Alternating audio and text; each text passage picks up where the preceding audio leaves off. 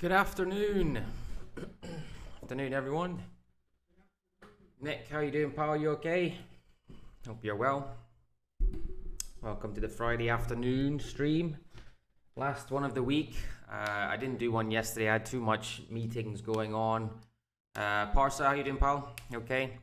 So I didn't do a live yesterday. We're still trying to figure out some development stuff with the website, which has been a bloody nightmare. Taken me now 19 months to the start and still some slight issues with it. Ahmed, how you doing? You okay? Good to see you back, buddy. All right, let's go into the markets today. Today is a very good day for me because Scotland are playing England. So I'm going out tonight to get drunk and hopefully see my team win, which probably won't happen. But let's talk markets, shall we? That's what we're here for. The SPX, as I did speak about, I think it was on Wednesday, but I spoke about it yesterday on the website, that I didn't like it from here. You know, I just didn't like that price action. I thought we'd have downward movement. We did have that downward movement, and we're still in this corrective here. Now, it's kind of pushed up a little bit more than I initially thought, but for me this looks like the momentum is stalling roughly around this area from this, push to the downside. Getting that 20 period coming by. Obviously the stocks are falling off a little bit on London Open. My bias is still the same. My bias is that the SPX moves down for a little bit more time.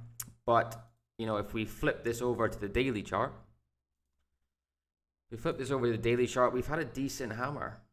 A decent little hammer candle there on high volume. Possibly are we getting a new anchor to this uptrend?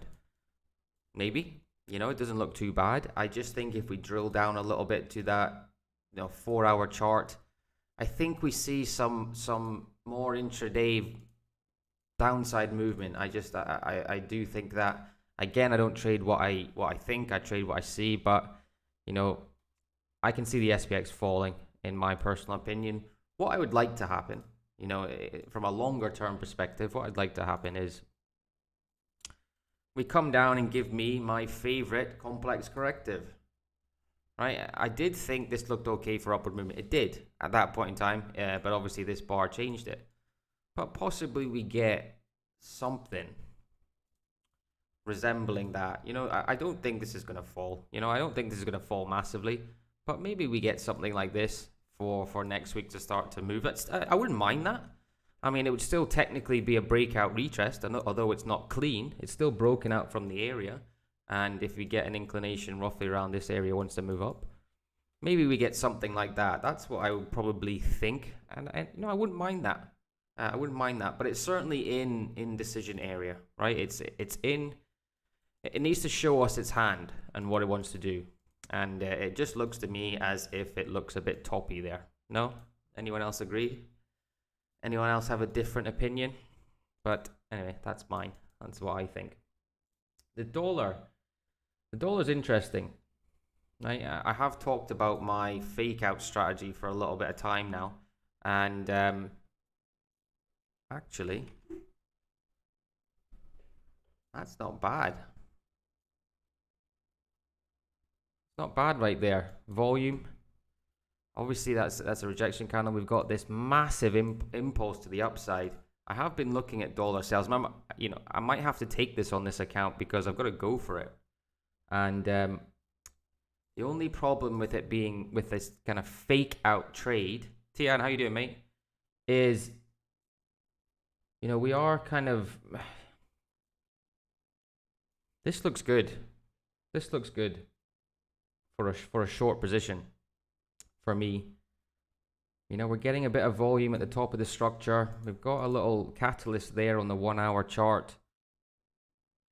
A massive extension. That can't continue.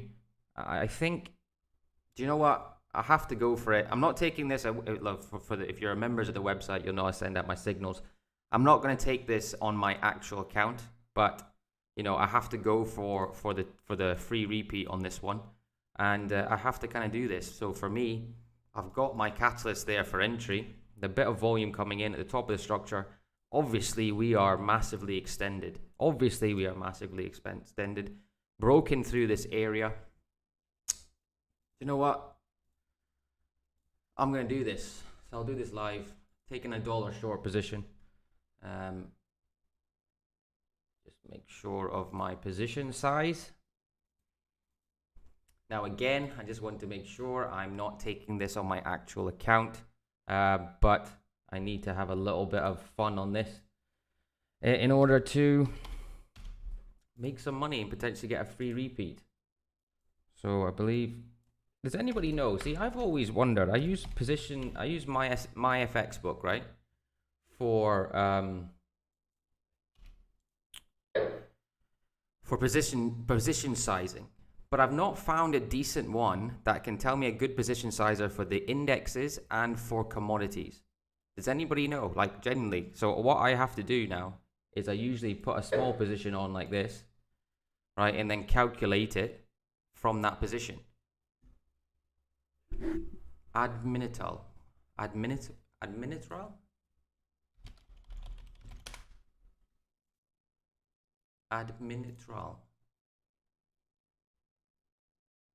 What do you mean, Tian? You're talking about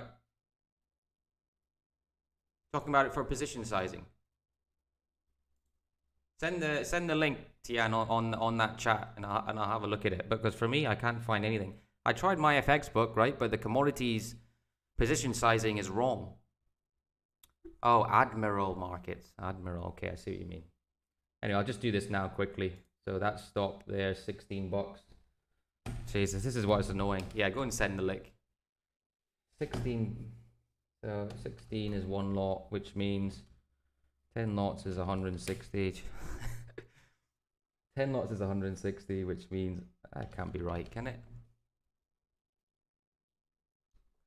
Yeah, it's the only annoying thing about indexes for me is getting this position sizing correctly with my FX book, because they're just wrong. They're just wrong. Admiral markets.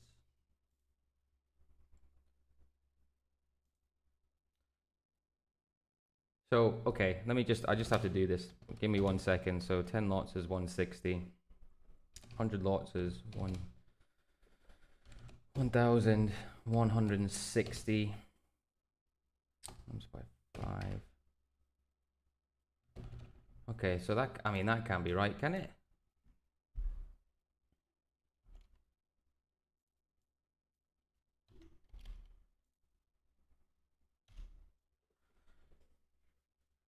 Forex, yeah.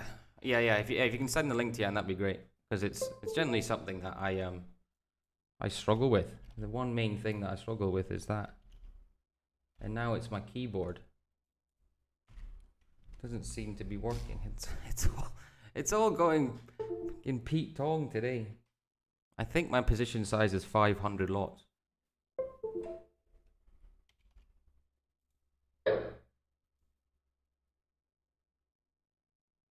Yeah, that's about right. No, that's wrong.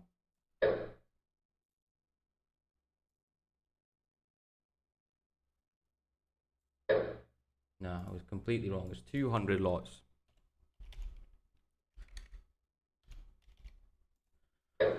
Yeah, there we go. 200 lots, roughly around 4 grand. Yeah, I'll have a look at it after. I've just kind of done it. So yeah, I'm in that dollar short. That for me looks okay. What I have to set my TP at is underneath this level, right? Because the premise of this fake out trade is that, you know, fake outs come back underneath the level, right? And that would be my first TP, which is roughly about 1 to 1. And the second one, this is again something I'm still developing, but the second one is I'm using an SAR, right? A 0.2 SAR, and I'm looking for, obviously, the SAR to move from, if you don't know what the SAR is, it's just basically a sequence of dots, right? It's called stop and reverse. And the reason why I like it, and the reason why, you know, I don't normally use this in my actual trading, but the reason why I'm using it here in this is because I find that if these fake outs want to move the other way, man, they move the other way.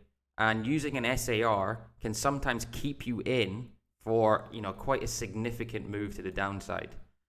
So I like using this SAR. So how it works is, let's say I was selling the dollar here, right? And I'm using the SAR for my second trade.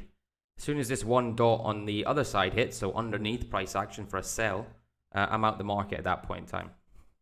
It does lag slightly, but you know, all indicators do lag. But I'm happy taking a sell there and having a go. You know, I've got to have a go because it's just been that kind of month. And hey, if I fail it, then I'm just going to do it again. That's it, right? I'm just going to do it again because these challenges, the first 30 days, you need a bit of luck. You know, you need a bit of luck. Like I said, I'm not taking this on my actual account, but, you know, I have to have a little go. And also with this, I'll add it to my my TJS. So I'll show you this of all the trades I've taken. There's only been 4 for this fake out. Because I think, who else was, I think Tian, you were quite interested in it, right? Where's my fake out spreadsheet? Here it is. And if you don't know about TJS, it's great for backtesting a strategy and getting statistics.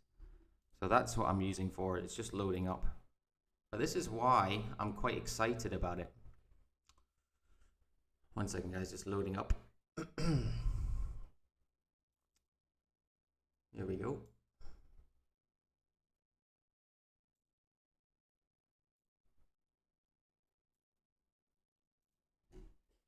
So I've had 4 trades on it, right? And the last 2 I've taken, I've lost. So these AUDNZD and this DXY, the last time I took it was lost. However, what I will say is this DXY probably wasn't the right trade to make. Again, I'm still trying to learn here, right? I'm trying to learn how to develop this strategy. However, the 2 that were really nice, and again, Euro, right? I feel that Euro likes this. Euro likes a little climactic and it likes a fake. And look, this is on a position size of $1,000. Look at the risk rewards when you're winning these trades. You know, you're talking 4 to 5 to 1. And that's with taking some profit off the table quite early on. So what I'm trying to develop, I always like to win a little bit more trades, obviously. What I'm trying to develop here is consistency, right? So you want your equity curve going like this. You think about psychology, you want your equity curve going like this. It's an actual program parser, and if you are a member of RTFX, here's the plug. You get 20% discount. There you go. But this is great. This is great. I mean, look, I'll show you another thing because I'll show you another thing. Where's this? This is what I did for every single pair for every single pair when I was going through my back testing period, right? And it gives you such good information, and again, confidence that, you know, your strategy is working. Just taking some time to load. Sorry, 1 second. Okay, so this was a back test I did on USDCAD, right? And bearing in mind with your back testing, you're going to take more trades probably because, you know, you're trading through every single time frames, whereas in reality you're sleeping 8 hours of the day, right? So it gives you in this particular back test, right? My net P&L was 28,000. My win rate was 76%. My payoff ratio, and again this is for USDCAD, so one particular pair. My payoff ratio was 1. So when I'm trading USDCAD, I'm probably only expecting 1 R out of it. But I'm also expecting a decent win rate. And actually saying that, what I was pissed off about recently was I missed an absolute belter of a trade in USDCAD. A belter of a trade here on this setup. And I honestly don't understand how I missed it. You know, we had a breakthrough there. The context was good. Steady state retest, lowering volume on the retest. And we've also got volume coming into this slight rejection. Right, bullish engulfer here, again on volume. 20 period 200 close by, your stop's underneath there, boom. You know, that was a great trade that unfortunately I missed. Yeah. I mean, I always recommend this, to be honest with you. This is great. You know, I've got my average drawdown for USDCAD. And again, my equity curve is not bad. You can see at the end of this test, I was getting probably a little bit bored of it, right? But then I recovered a bit and started to go on. And not only that, you know, if we go back into the analysis, so they give you all your analysis here. So winning trades, out of 19 winning trades, the P&L was 41 grand, average return of 2,000, 6 losing trades, gross P&L there. You've got your days of the week, right? So days of the week, Monday to Friday, when are you profitable the most? You know, I was 80% on Friday, 100 on Thursday, 100 on Monday. Expectancy, I mean, it gives you so much information. Trend, counter trend, what type of trade it is. This is all modified as well. You can modify it for anything you want to. The time frame of the chart you place your trade on, everything. All the information you ever need will be given in ever use my FX book with the read permission from MT4. I'm not sure what that means, Tian. With a read permission. I'm not sure what that means, mate. I've never really used my FX book. I only use it for position sizing. But yeah, so this just gives you so much confidence in your ability. You know, going and doing this, these 76% win rate, I mean, great. And your goal when you're doing these backtesting is you want an equity curve that probably looks, I mean, I guess, you know, backing myself here, kind of look like that. You know, because if you have an equity curve and you're backtesting or you're forward testing, whatever you're doing, and your equity curve is like this, okay, you can say that, well, it's going up, right? But you've got to think again about the psychology of these periods. You're losing a lot, you're winning a lot, you're losing a lot, you're winning a lot.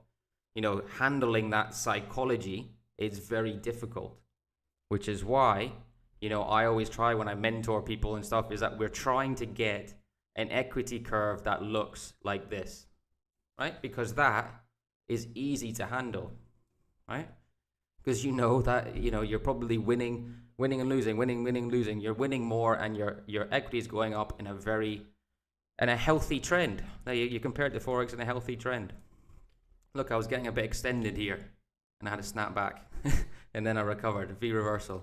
But that's what you're trying to get is the confidence there that your equity curves. That's what I always try to do with any students that I mentor. So it's great, TJS, in my personal opinion. It's a great thing to do. Anyway, like I said, this is still in progress, but the returns are there. So I'm going to add this one in, the DXY, and see what happens. You know, I think you need at least 30 trades, for at least 30 trades probably, to probably, yeah, I see a lot of people use it, but I've just never used it. I've never used my FX book. People can see your account. I don't know, people can see your account. Anyway, okay, so let's continue. Let's continue. So that trade is in, and we'll see what happens there. Euro pound was another one I'd watched, and it doesn't look like it's set up for me. In terms of, this is not a very nice retest. So, you know, obviously we've broken through here, so it already became a little bit messy to be honest. Broken through this area, decent push up. I still think this comes down. You know, my bias still comes down, but it's just something I cannot be a part of. You could have taken it on the daily. I could have taken it on the daily, to be honest with you. Still valid. I mean, that trade is still valid, to be honest with you. You're getting it basically at the breakout area right now, with your stops above there, so quite a decent sized stop. Which, I mean, do I go for another one? Do I go for another one there? On that daily chart, doesn't look bad. Pound's coming back into a bit of strength. The pound had some poor data this morning coming out, retail sales, but I don't believe, Tian, yes. I don't believe that. No, I'm not. I don't think I can. Not with that DXY stop quite close. It is on. I mean, it is on. I'm going to take that. Okay, so after I get off stream, I'm going to take that on my actual account. Right, I'll take that on my actual account on a daily chart. The stop's up here. I'm happy doing that. I'm happy doing that. I'll send a signal to the RTFX members as well. What else did I like? I liked Aussie New Zealand this morning. Aussie and New Zealand is not bad. Big V reversal, decent corrective from this push. Big push on into this area, getting a bit of a reaction here. But we need to kind of probably settle a bit before breaking out to retest to the upside. Doesn't look bad. It doesn't look bad. I mean, the daily looks okay from that V. Yeah, you take it if you want, Parsa. It's a setup, so I'm going to take it on my actual account. But you know, I don't have to rush because it's a daily chart trade, so I'm not as worried. So the only thing I worry about with this Aussie New Zealand is, you know, I mean, obviously we don't have the setup there, but if you look at that, does that look digested enough to everybody? Would you consider that digested enough? I don't think I would. Just needs probably a little bit more. So maybe I'd have to be a little bit wary of this Aussie New Zealand. But in saying that, the daily looks good. In saying that, the daily looks all right. So let's see if it even sets up. But what I do, and this is the main one that I was looking at today, which may have fallen off a little bit, was this DAX, or the German 30. Was looking good up until this point in time. Big bar here, and I guess this has kind of come down a little bit. So this has to reset in order for me to be able to take this long. However, it may be something I can look at on the 4-hour chart. And out of all the indexes, I think this looks the best, to be honest with you. You know, the daily looks good. We've broken out of... Actually, before I go into that, I took this trade here. Look at this one here. ABC. Catalyst on C. I'll zoom in. This is a good example. Oh. So V reversal here, up to the level. ABC corrective. Right, morning star here, increasing volume. Didn't push through. Again, one of my favorite things to see. A bullish engulfer not breaking through that level. Reload, slight fake. Correction to that 20, slight hammer candle, again on a bit of volume, boom, off it goes. Great trade that was. And here, we're looking okay again. You know, we're looking all right here. Broken out of that area. Again, look at the power of a simple few days or few bars of accumulation. Breakout, kind of retesting that area 2 times here. Daily looks good, man. The daily looks okay. So I need this to come and reset up. It's turned after the past hour. Not as nice on the smaller time frames, but it's still valid here on the 4-hour chart. And yeah, I don't mind that. I don't mind that at all. I'm in. Did I go into NZD? So the one that I am in as well is this NZDCAD. I've just entered in this today on this daily chart. So it's a daily chart trade, so a bigger stop. Obviously, we've been on a downtrend. The CAD's had some weak data coming, but you know, the market seems to be shrugging that off a little bit now. New Zealand's been relatively weak. But we've just got here rising pressure into that area in the form of a double V reversal. And look at this 4 bars of accumulation here prior to a break, right? Hammer rejection, roughly around that 20. That for me looks good to the downside. Got about a 90, 100 pip stop there. And that looks decent, you know. That looks decent, so I'm in that, and I'm happy to take that. You know, we've had a slight hammer here in the 4-hour. So if you're not in it, I would probably say just wait to see. You know, if you're looking to enter it, I would wait right now. Not that I think it's going to fail. Whenever I place a trade, I don't think immediately it's going to fail. But maybe we get a little bit of retracement and put your sell stop in there a little bit later. But for me, that's all right. And pound New Zealand that we are in is, you know, obviously this is news. I'm okay with that. My stop's at break even, and I'm just waiting for that swing or a potential anchor to move the stop down.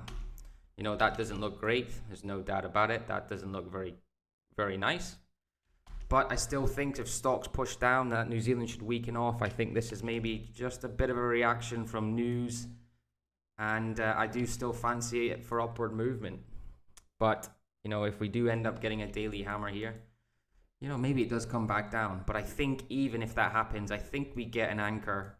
Maybe not a swing, but at least an anchor somewhere to move our stop upside. And obviously, it's a guaranteed profitable trade anyway. But just move our stops to add in a little bit more, and we, you know, back to winning ways, hopefully. And that's about it. Anybody want me to look at anything before I leave? Are people in this dollar trade? Did anyone take the dollar trade? Tian, I know you were interested in my fake out one, right?